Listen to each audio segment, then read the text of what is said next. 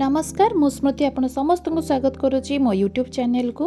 सकाळु आज मो मन भारी खुशी कहीं ना अष्टमी भार नहीं मो बापा बो आसुचंती। आज जाई पुओ जाई पोहला माछ को धरी आनिले आउ रोषई पाई मते से ऑर्डर दे देले।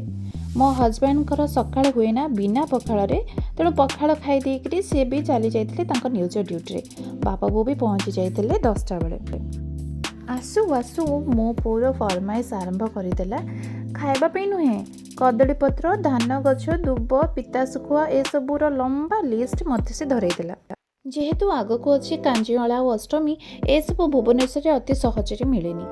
बापा तेणे अपेक्षा करथिले गाड़ी को, कहीं आज आम दर्शन करने बाहरी पड़ू माँ चर्चिका को। ये दृश्य बहुत विरल सांग मैंने कहीं मो जो माँ ठू जन्म नहीं मो पाई जे एते कष्ट सही एते कष्ट करी से तो मो पाई माँ दुर्गा कठू भी कम नुहे, किंतु से भी आसी ता माँ पाखरे गुहारी करने से पुणी निज पाई नुहे आम मानकर दुख निवारण पाई आम मानक केमती से खुशी देखिबो से सब बेले से प्रार्थना करुच्ची। निज घरे भी को मंदिर रे भी दीप जालुची प्रार्थना करुच्ची मुंडिया मारुची। तो ये सब विरल दृश्य देखी मो मन भी बहुत कोहमय होगला।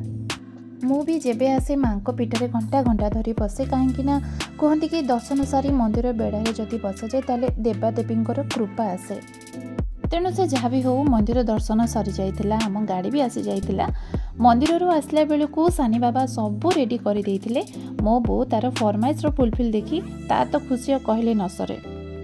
ए समय सबुठु कष्टदायक सबू झील मानक पई जेतेबेले बापा माँ पुणी चली जाती आ कहीदे जाती झील को शाशुघरे कर्म आपणे रहिबा किंतु कौन करवा ए सब तो नियम तो गढ़ी विधाता ताकू आमे अब केमिति खंडन करि परिबा।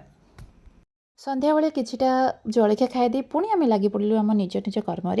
तेणु आज एतिके सांग माने आपन को जदि भल लगी निश्चित उत्साहित करेंगे। रोची जय राधे कृष्ण।